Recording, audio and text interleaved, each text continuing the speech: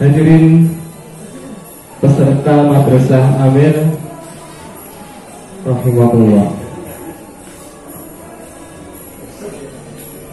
Lamun rumiyin monggo kita panjatkan rawuh puji dalam puji syukur kepada ngarsane Allah Subhanahu wa taala ingkang sampun maring pinten-pinten kenikmatan sehingga wonten ing dalu menika kita saged makempal wonten ing pondok pesantren Nyandul Ulum kagem nindakake adicara Madrasah Amir kanthi wilujeng boten wonten halangan setunggal punapa.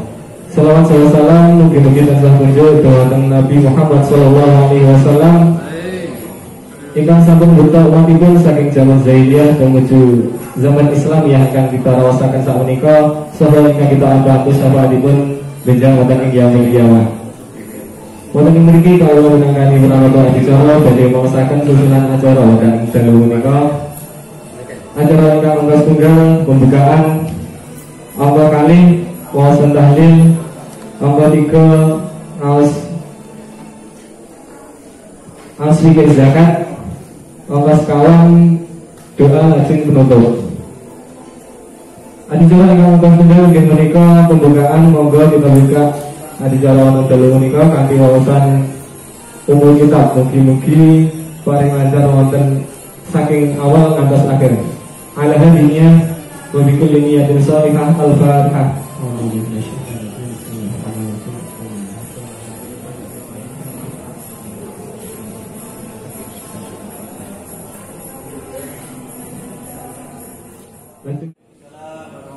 Alhamdulillah la haula wala quwata illa billah mabada dumateng para yai, ustaz, segenap pengurus ranting Nahdlatul Ulama Desa Sekatan, kami pun Bapak Yai Fauzi Hamzah, dumateng segenap pengurus dan pejuang Lasnu Desa Sekatan ingkang kula hormati.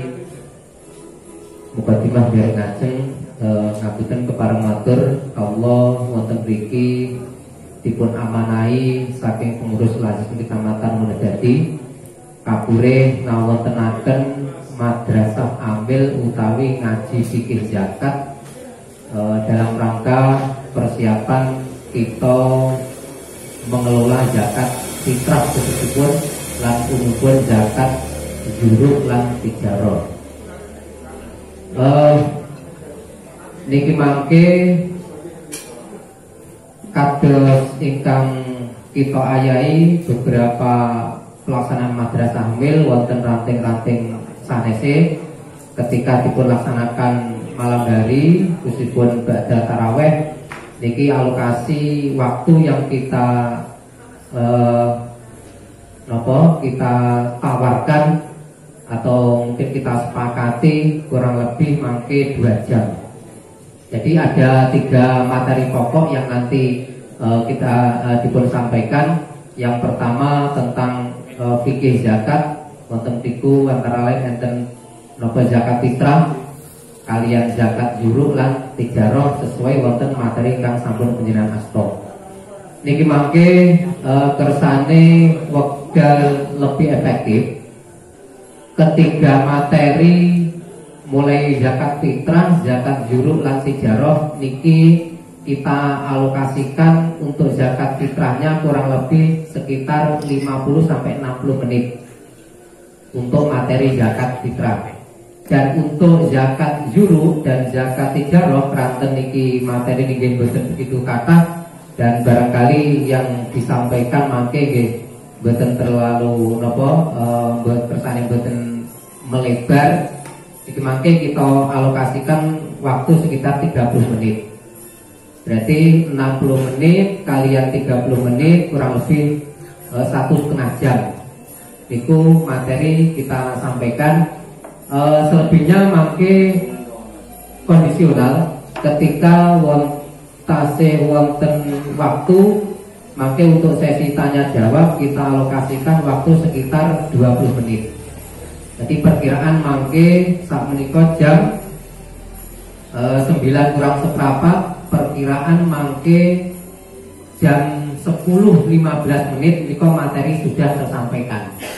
Terus materi zakat fitrah, zakat juruk dan tijarah perkiraan mungkin jam 10.15 menit diupayakan sampun selesai, dan setelah itu mungkin sesi tanya jawab kurang lebih jam 10.15 ngantos jam 10.40 menit. Kata nggih niku. Terus mangke setelah niku wonten sesi ujian. Terus mangke sak sampun jenengan nampi materi, terus tanya jawab, barangkali ada materi tertentu yang ingin diperjelas dan ingin dipertanyakan terkait materi ingkang dereng dipun pahami, mangke wonten wekdalipun piyambak. Nah, perkiraan mangke jam 11 niku sampun selesai. Kata nggih, sepakat para bapak nggih? Nggih. Sekilas tentang kegiatan Madrasah Hamil niki sesuai dengan amanah dari PC Lazisnu Kabupaten Blitar, bahwa seluruh Lazisnu baik di tingkat kecamatan maupun di tingkat ranting niki kedah derek Madrasah Hamil, karena niku menjadi syarat untuk pengurus dan pejuang menika mendapatkan SK atau surat mandat untuk mengelola zakat. Nah, keranten niku sampun dados ketentuan saking PB yang diteruskan oleh PW dan PC, maka hal itu mangke kita sesuaikan dengan kondisi di ranting yang ada. Terus lek kemarin kula sak kanca termasuk Pak Sampan derek Madrasah Hamil wonten kabupaten niku mulai jam 7 pagi ngantos jam 11 malam. Tapi insyaallah untuk ranting-ranting mungkin nggih mboten cakup dengan ketentuan itu, akan tapi harapannya kondisional dan waktu seefektif mungkin nanti kita pergunakan untuk ngaji fikih zakat niki. Dan harapannya karanten setiap peserta niki sampun ngasto materi piyambak-piyambak, barangkali mungkin pasca kegiatan dalu niki saged diwaos ulang wonten dalipun piyambak-piyambak. Kula bilih mekaten kagem mukadimah kawula selaku moderator napa menika memandu jalanipun kegiatan Madrasah Hamil wonten di Padepokan mriki. Saterusipun wekdal sak cekapipun kawula aturaken dumateng pemateri panjenengan Bapak Kyai Fauzi Hamzah, dumateng panjenengan kawula aturaken semoga.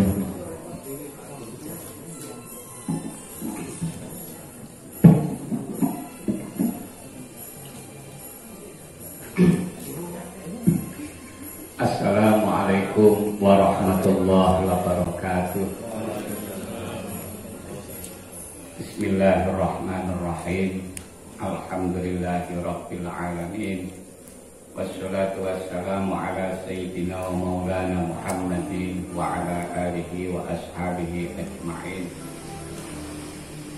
Para bapak, para rawuh sedaya kang mulya, wakil khusus genap pengurus Lazisnu Kecamatan Wonojati, ugi pengurus Lazisnu Ranting Ikatan ingkang tansah kula hormati, sedaya ingkang sami rawuh wonten acara dalu menika ingkang tansah kula hormati. Alhamdulillah kita dalu menika saged silaturahmi, saged kempal sareng-sareng dalam rangka kita mengulas kembali, mengingat kembali pelajaran kita dalam kaitanipun zakat. Kula yakin sedaya niki sampun kakah ingkang paham permasalahan ingkang berkaitan kalian zakat. Ananging menika perlu kita wangsuli lan kita ulangi, sebab menika dados kebutuhan kita. Kados dawuhipun wonten kitab Suratul Taufik, wong niku nek badhe mlebet dalam permasalahan napa kemawon disyaratkan terlebih dahulu kedah ngertos ilmune. Sebab mangke nek boten ngerti ilmune niku mangke akhiripun kadosipun boten sae. Malam yakrifu syarrah yaqa'u fihi. Nek gak roh sing elek, engko akhire malih terjerumus dhateng perkara sing elek. Dan niki eman-eman keranten niki wonten kaitanipun ibadah kita sedaya. Mila Madrasah Amil menika merupakan ajang ingkang penting ingkang kedah kita perhatosaken keranten satu-satunya kadosipun di antara Jam'iyah Nahdlatul Ulama kados ingkang ngawontenaken Madrasah Amil niku namung ingkang kula ngertos tasik wonten Kabupaten Blitar niki. Nek ingkang kabupaten Lintu niku biasanya satu kali pertemuan bareng niku dipahami bareng-bareng mboten nggih sampun. Tapi teng mriki justru inten sampai ke bawah, sampai dateng ranting. Keranten kita sangat berhati-hati sebab kita niki mangke di samping bertanggung jawab dateng kita piyambak berkaitan kalian beban kita ingkang kedah kita laksanaken khususipun kaitanipun kalian kewajiban zakat ugi tentu terutama ingkang hadir wonten dalu menika niki wonten beban malih keranten panjenengan ingkang dipun percaya untuk mengelola zakatipun tiang-tiang sanes, entah itu nanti sebagai amil ataupun sebagai panitia. Nah, itu suatu amanah nek iki mangke kita boten pas anggenipun tasarruf berarti pertanggungjawaban dua arah. Dan iki mangke berarti bebanipun langkung berat, mulane penting sekali kita memahami permasalahan menika. Nah, Lazisnu niki merupakan satu lembaga yang resmi yang dimiliki oleh Nahdlatul Ulama. Ini sudah dari mulai PB sampai ke anak ranting itu sudah terbentuk Lazisnu. Ini yang resmi, ya. Ini yang resmi. Dan Lazisnu ini termasuk salah satu lembaga di bawah organisasi kemasyarakatan yang diakui oleh pemerintah sebagai pelaksana dan pengelola zakat. Keranten tidak semua pengelola zakat itu ada legalitas saking pemerintah. Pada status amil kita membutuhkan legalitas saking pemerintah. Nah, pemerintah dalam kaitan ini mestinya ini tanggung jawab utamanya adalah presiden. Tetapi kewenangan presiden ini bisa diwakilkan dan bisa dimandatkan kepada siapapun yang ditunjuk oleh presiden. Dan penunjukannya ini sudah diatur melalui undang-undang. Nah, makanya pelaksanaan dalam keamilan ini harus mengacu pada undang-undang itu. Kalau tidak sesuai dengan undang-undang itu berarti itu nanti tidak bisa disebut dengan amil. Karena representasi dari pemerintah yaitu dalam undang-undang itu tadi. Nah, termasuk diantaranya adalah masalah SK, surat keputusan. Nah, SK inilah yang menjadi patokan untuk berstatus sebagai amil zakat ataupun bukan. Ini banyak yang salah pemahaman. Jadi pengangkatan dengan SK itu beda. Kalau wewenang pengangkatan seperti di ranting yang membentuk Lazisnu ranting itu pengangkatannya adalah dari Majelis Wakil Cabang. Tapi SK-nya tetap bukan dari Majelis Wakil Cabang tapi dari kabupaten.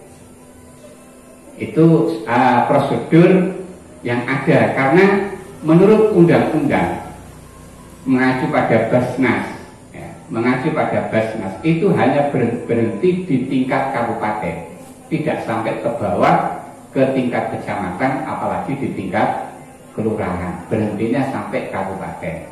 Makanya kemudian dalam pedoman organisasi Lazisnu itu kemudian diatur bagaimana prosedur dalam penerbitan SK dan lain sebagainya. Nah, khususnya dalam kaitan SK ini untuk yang di Kabupaten Blitar ada beberapa penambahan syarat yang mungkin di daerah-daerah lain tidak sama. Termasuk diantaranya dari pengurus Lazisnu cabang itu mensyaratkan untuk yang mau di SK harus sudah mengikuti madrasah amil. Itu salah satu syarat penting. Kemudian syarat penting yang kedua, untuk mendapatkan SK yang permanen itu adalah dengan mengikuti manajemen dari manajemen Lazisnu cabang. Jadi nanti manajemen dari ranting, dari kecamatan itu semua integral jadi satu, menjadi jadi satu dengan kabupaten. Kenapa ada pengaturan seperti itu? Karena ini lembaga yang dipercaya pemerintah, yang di dalam undang-undangnya termasuk disyaratkan harus siap untuk diaudit. Jadi Lazisnu ini juga harus diaudit, makanya manajemennya harus tertib. Sebab jika nanti ada kesalahan dalam manajemen ini nanti justru bisa menjadikan bumerang bagi kita semua. Makanya untuk pemenuhan peraturan dalam undang-undang itu, maka ada mekanisme penerbitan SK itu semacam itu. Makanya ada beberapa hari yang lalu ada permasalahan dalam kaitan ini. Karena kadang-kadang banyak masyarakat itu baru berbondong-bondong mengharapkan ada SK amil ini ketika hari-hari seperti ini menjelang Idul Fitri. Jadi orientasinya kelihatannya hanya dalam masalah zakat fitrah. Tetapi Lazisnu itu tidak begitu. Lazisnu itu kita pendet mawon. Lazisnu itu lembaga amil zakat, infak dan sedekah Nahdlatul Ulama. Jadi jelas yang dikelola oleh Lazisnu itu zakat, kemudian infak dan sedekah. Nah, karena untuk permasalahan zakat ini ada kaitan ibadah yang khusus, maka ini rupanya dalam pandangan agama ini tidak bisa disatukan manajemennya dengan cabang ataupun dengan wilayah dan seterusnya. Nggak bisa, karena pengelolaan zakat itu sendiri diambil dari daerah setempat dan ditasarufkan untuk daerah setempat. Makanya nanti khusus dalam kaitan zakat ini hanya pelaporan-pelaporannya saja. Jadi nanti zakatnya tidak harus dikumpulkan ke cabang tidak. Tapi untuk infak, untuk sedekah itu nanti dikumpulkan melalui cabang dan kemudian dikembalikan lagi ke daerah masing-masing, ke kecamatan dan ke ranting. Yang di situ bisa dilihat di halaman awal-awal itu sudah jelas ada pembagiannya dan mekanismenya seperti apa. Itu jelas. Jadi pembagiannya nanti 70% itu nanti kembali ke ranting, terus kemudian ada presentasi untuk yang bekerja mengelola dan untuk administrasinya, kemudian nanti dibagi lagi dengan MDC, terus kemudian wilayah, kemudian dengan PB terus cabang. Nah, itu pembagian dalam kaitan infak dan sedekah. Jadi makanya ketika kita menginginkan ada SK permanen sebagai amil, maka prosedur itu yang harus diikuti. Nah, untuk tahun ini mestinya cabang itu tidak lagi menerbitkan SK. Kenapa begitu? Karena sudah disosialisasikan semenjak 2 tahun yang lalu. Dan ternyata selama 2 tahun yang lalu ini sampai sekarang ini baru beberapa ranting dan baru beberapa MBC yang sudah mengikuti satu manajemen dengan cabang. Berarti hanya itu yang memenuhi syarat untuk mendapatkan SK. Sementara yang lain belum memenuhi syarat. Tetapi untuk tahun ini akhirnya kita diberi kelonggaran. Ini nanti untuk di wilayah ranting, anak ranting, ini nanti akan bisa diberi SK tapi non permanen. Jadi nanti ada batasan waktu. SK-nya itu ada batasan waktu nih Bu. Jadi tidak permanen. Sehingga nanti setelah habis waktu itu berarti selesai statusnya sebagai amil. Itu ada pengaturan baru yang seperti itu. Nggak tahu ini nanti apakah hanya di tahun ini saja, apakah tahun kedepannya juga begitu lagi. Yang jelas karena ada permasalahan kemudian kemarin diputuskan seperti itu untuk tahun ini. Nanti panjenengan ini bisa memperoleh SK tapi bukan SK permanen. Jadi nanti ada batasan waktu. Berapa Pak batasan waktunya SK-nya? 20 hari. Untuk tahun ini 20 hari. lebih. Oh lebih. 2 bulan. Oh 2 bulan. Nah untuk tahun ini 2 bulan katanya. Itu nanti batasan waktunya seperti itu.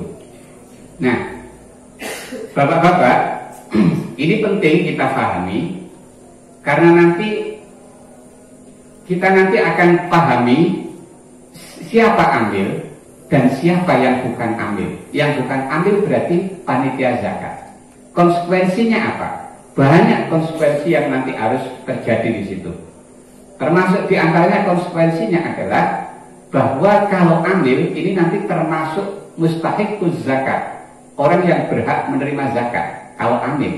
Tapi kalau bukan amil, maka bukan termasuk orang yang berhak menerima zakat. Selama dia tidak masuk dalam kategori salah satu di antara 8 golongan itu. Tapi status pengelola zakatnya tidak bisa berhak menerima zakat. Itu yang perlu dipahami. Juga yang paling riskan lagi begini. Yang paling riskan karena rata-rata masyarakat itu sudah percaya dengan kita. Maka mereka sudah mempercayakan dan menyerahkan zakatnya untuk diserahkan kepada kita. Nah, ini kalau posisi kita ini posisi ambil, aman. Karena nanti orang yang zakat, kalau sudah diserahkan kepada ambil, dia sudah bebas dari tanggung jawab zakat. Terlepas apakah ambil ini nanti amanah menyampaikan pada yang berhak ataupun tidak, apa terjadi kecurangan di situ, ini yang zakat sudah lepas, bebas. Beda dengan nanti ketika yang menerima itu bukan amil. Kalau yang menerima itu bukan amil, itu nanti berarti orang yang zakat belum lepas dari tanggung jawab zakat.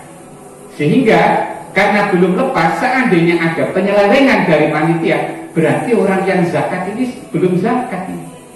Loh, ini kan ngesak nih dong, kan ngesakakan kalian tiang-tiang sing sapun percaya dengan kita.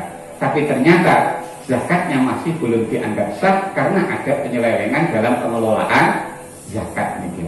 Nah ini yang perlu diperhatikan. Nah singkatnya mari kita langsung kita pahami dalam kaitan fikih zakat dulu. Untuk yang pertama nanti bisa dibaca sendiri dan ditelaah. Sebenarnya saya ingin bicara banyak dalam kaitan yang pertama, tetapi mungkin rupa-rupanya waktu nanti tidak mencukupi. Kita langsung dalam kaitan zakat saja. Definisi zakat. Zakat adalah nama harta tertentu yang diambil dari harta tertentu dan diserahkan pada golongan tertentu pula dengan syarat-syaratnya. Nah, yang dimaksud dengan harta tertentu adalah harta yang wajib dikeluarkan. Nominal berapanya yang dikeluarkan, dan yang dikeluarkan itulah yang dimaksud zakat tertentu yang pertama. Nah, itu yang kemudian kita sebut dengan zakat tadi. Kemudian yang dimaksud dari harta tertentu ini adalah dari jenis harta-harta apa saja yang wajib untuk kita keluarkan zakatnya. Nah, ini nanti kita kenal dengan istilah mal zakawi atau harta yang dikenakan kewajiban zakat. Nah, terus penyerahan zakat ini pun juga harus pada golongan tertentu. Siapa golongan tertentu itu? Yaitu orang-orang yang berhak menerima zakat. Nah, orang yang berhak menerima zakat ini kemudian kita istilahkan dengan istilah mustahiquz zakat. Siapa saja mereka? Ini ada 8 golongan yang nanti akan kita kupas, kita coba kupas satu persatu sesuai dengan kebutuhan saja. Nah, dalam kaitan zakat ini, dalam kaitan zakat secara umum, nanti kalau dalam zakat fitrah ada istilah-istilah lagi tertentu. Ini secara umum ada istilah muzaki. Ya. Ada istilah muzaki. Muzaki itu adalah orang yang mengeluarkan zakat. Maka ini ada syarat-syarat yang harus dipenuhi. Orangnya harus Islam, orangnya harus merdeka, kemudian memiliki harta dengan sempurna. Artinya memiliki harta itu adalah menjadi hak miliknya yang sempurna. Jadi milik tam. Kalau bukan hak milik berarti tidak wajib zakat. Harus diketahui ini. Jadi itu harta ini harus dimiliki, dimiliki secara sempurna. Dan dalam kaitan zakat ini permasalahan yang dilihat dalam kaitan hartanya, bukan orang yang mengeluarkan zakat. Karena zakat di sini dalam kait secara umum ini kaitannya adalah untuk membersihkan harta yang kita miliki. Maka ini nanti dinamakan zakat mal, ini zakat mal. Nah, maka karena seperti itu hubungannya, maka di sini yang memiliki harta itu tidak disyaratkan harus mukallaf. Jadi kalau misalnya ada anak kecil itu hartanya banyak, dan termasuk di antara hartanya ini adalah harta-harta yang wajib dikeluarkan zakatnya, maka harta anak kecil ini harus dizakati pula, walaupun anaknya belum mukallaf. Nah, nanti siapa yang mengeluarkan? Yang mengeluarkan yang diwakili oleh walinya. Itu. Karena ini pandangannya bukan orangnya, tapi pandangannya adalah pada harta yang dimilikinya. Ini. Selanjutnya, mal zakawi.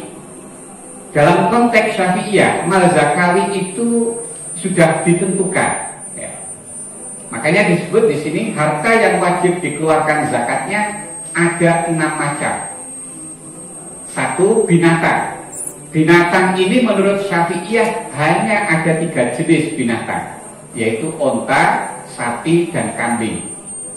Hanya 3 jenis itu. Selain ini berarti tidak wajib zakat dalam konteks Syafi'iyah. Tapi menurut Hanafiyah, semua binatang yang dikembang biakkan itu wajib dizakati.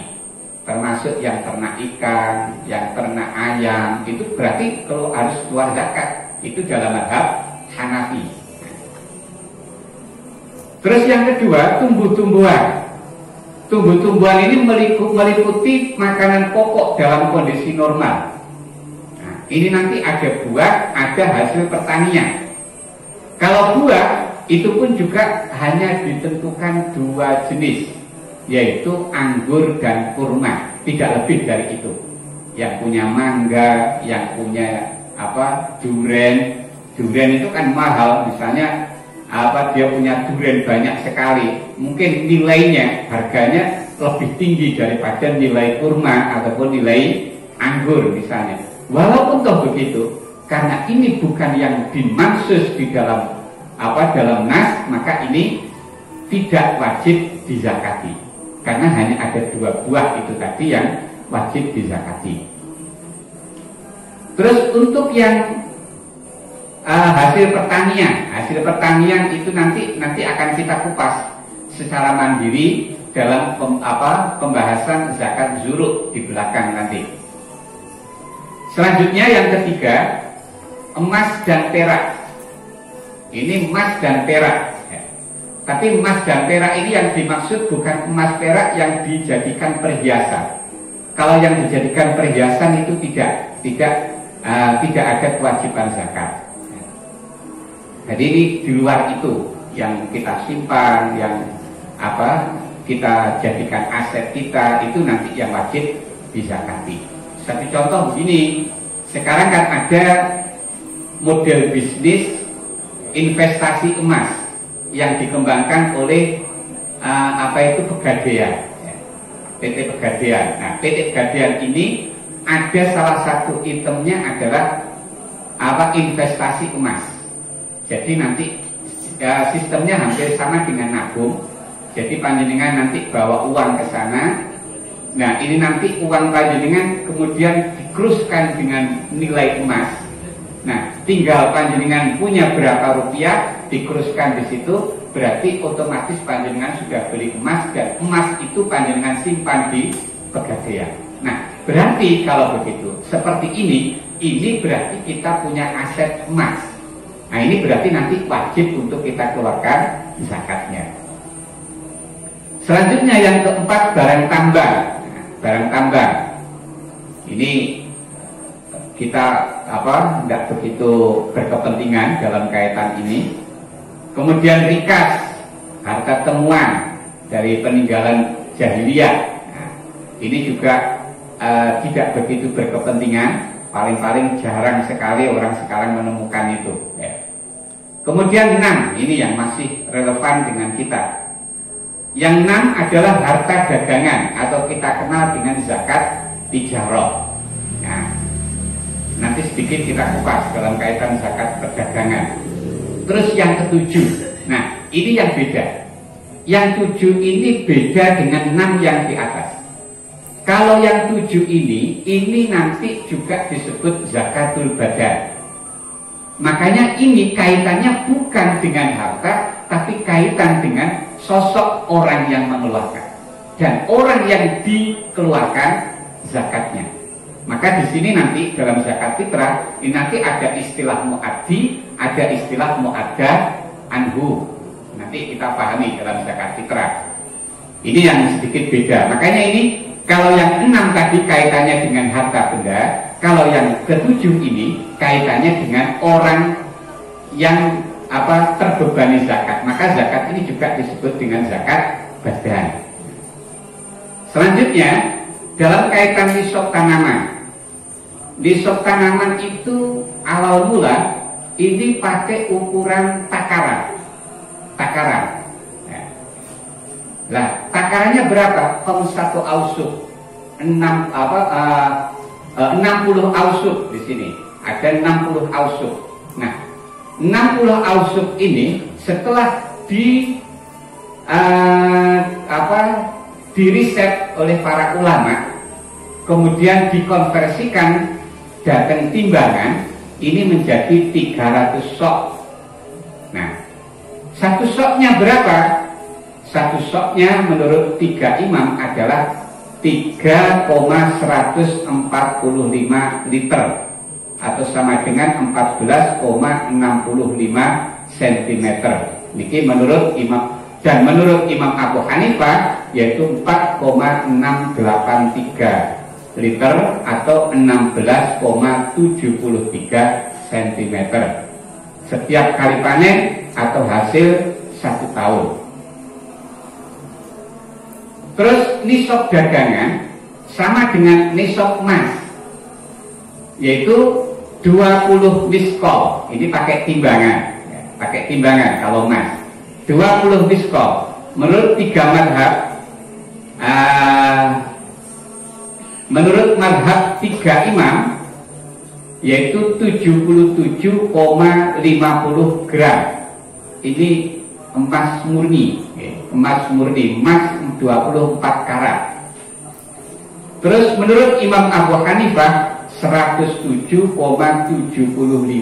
gram. Jadi perbedaannya sangat signifikan antara Hanafiyah dengan Syafi'iyah atau dengan 3 madhab itu. Sebab memang begini, tinjauannya kalau Hanafiyah itu lebih dominan zakat itu ditinjau dari sisi sosialnya, ditinjau dari sisi sosial. Dan kalau dalam mazhab Syafi'i misalnya, itu lebih dominan melihat dari sisi nas, melihat dari sisi nas. Makanya nanti dalam kaitan zakat dalam mazhab Hanafi itu bisa melebar kemana-mana, bisa tidak terbatas hanya 7 macam zakat ini saja, masih bisa melebar kemana-mana. Tetapi begitu juga ukurannya pun juga lebih besar daripada dalam mazhab Syafi'i. Selanjutnya istilah mustahiquz zakat, yaitu orang-orang yang berhak menerima zakat, telah menjadi ijma ulama bahwa zakat hanya dapat diserahkan kepada 8 golongan yang disebutkan dalam firman Allah surat At-Taubah. Innamas shadaqatu lil fuqara'i wal masakini wal 'amilina 'alaiha wal mu'allafati qulubuhum wa fir riqab al-ayat. Jadi itu sudah sepakat ulama bahwa yang berhak menerima zakat hanya 8 golongan ini. Nah, yang perlu diingat, kadang-kadang seseorang itu bisa mempunyai 2 kriteria.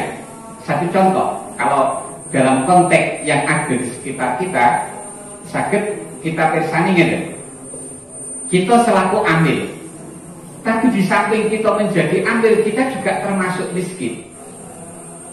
Nah terus ini bagaimana? Apakah kita nanti akan menerima dari 2 arah? Menerima atas nama amil, juga menerima atas nama miskin? Tidak boleh, harus salah satu. Harus salah satu. Nah ini pilih loro ya, pakai dewe kalau bagiannya. Harus pilih salah satu. Apakah atas nama miskin ataukah atas nama amil? Tidak boleh pilih kedua-duanya. Baik, sekarang perlu kita pahami siapa sebenarnya orang-orang yang berhak menerima zakat. Mungkin ini nanti dari 8 itu, ini yang kita tekankan dari mustahik yang relevan yang ada di sekitar kita. Pertama, fakir. Fakir yaitu orang yang tidak punya harta atau punya harta apabila